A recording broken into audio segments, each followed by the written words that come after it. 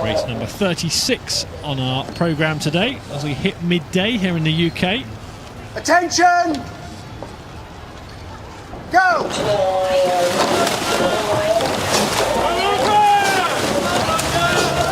And a really high rate from the red boat on the buck station, Montclair Mounties Rowing Club from the USA. They've really gone out hard, haven't they? I mean, London Rowing Club Lee have gone out hard as well, but this Montclair crew really has gone for it. There we go. Really aggressive start. They're really applying a lot of power, moving quickly. And it's clean as well. And Montclair have been rewarded for that effort. Now it's a question of how much energy have they used up. Yeah, they've got 3/4 of the leg really quite quickly. They need to now stop, not just stay up there and wheel spin and blow up. They need to really now lengthen out and find their rhythm and just push away. That's a great start from that crew. It is a great start. We've seen many aggressive and powerful starts already this week, but that's right up there, isn't it? It certainly is. And yeah, you can see they've done that properly. Now they're starting to finish those strokes off, create some time, and just let the boat do the work a bit more. And more than the length, the lead they enjoy already. Montclair Mounties Rowing Club have cut out a decent lead, and that was... Yeah, London still are looking at a really well-drilled crew, really still attacking it. They're not going to think it's over. They're going to really settle up that rhythm and see if they can just get back on terms. Yeah, they look more composed and more relaxed and more steady at the moment, don't they? The Americans have given it some welly. They are. It's a bit of unfortunate. The Montclair crew shouldn't really have been in the Thames Cup, but they had 2 boys involved in a car crash a few weeks ago, and the substitutes they brought in made them ineligible. So that's why they're now racing in the Thames Cup. So I'm sure they'll have something to prove and want to get as far as they can through this event. Last year was their first year at this event, and they're really looking forward to coming back. And here, length and a half, really doing a great job.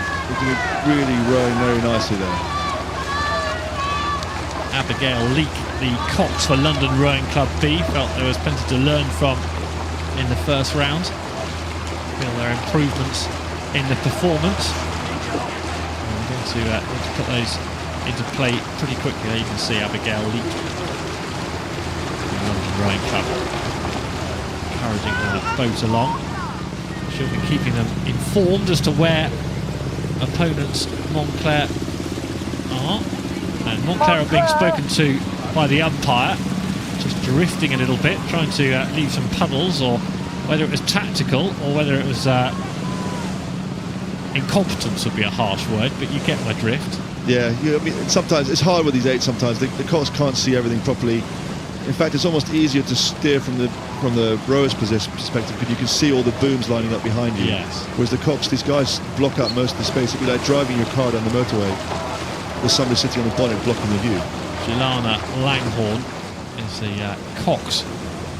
Yeah, that's a great view there. The Montclair crew really rowing very nicely, creating a lot of boat speed, and just it's really great for a crew that's unfortunately not been able to do what they aimed for all year, still coming here with a positive attitude and taking the race to everybody. Yeah, in difficult circumstances as well.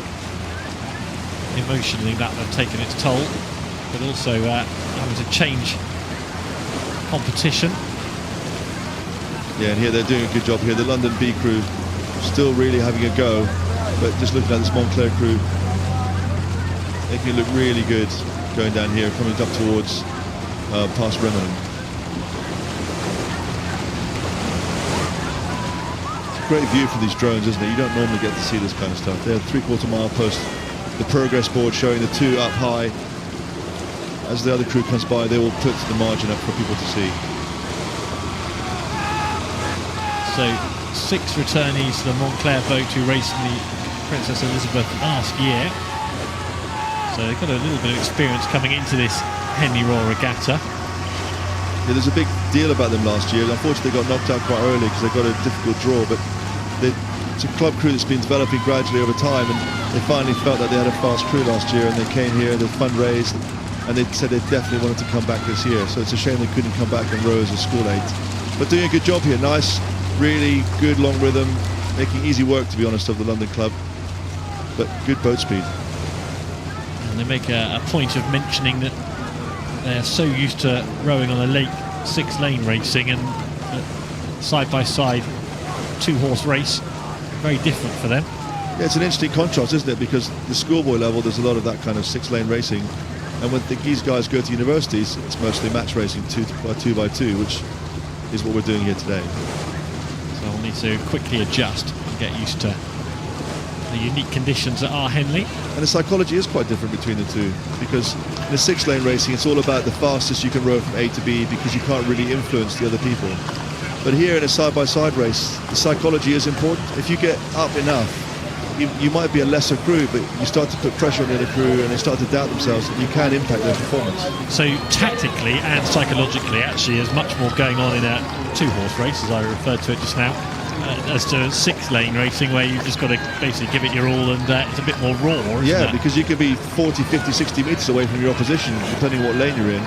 Here it's really intimate, and especially in a close race, there is a lot of mind games that go on. You can't talk to each other, or you can't shout things across at people, but you can sense the other crews, and you can tell whether their push has worked or your push is working, or whether they're gaining on you but you've got control. All these things are going on. It's really very subtle, and it does take some practice.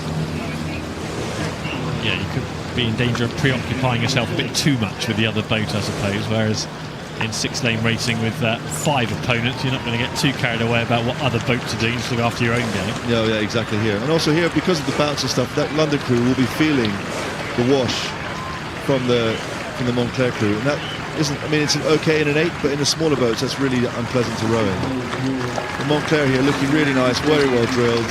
Yeah. Making a good job of that, enjoying the crowd.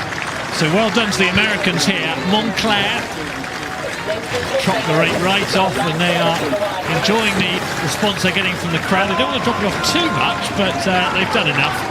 London Rowing Club B in their wake for 3/4 of this race.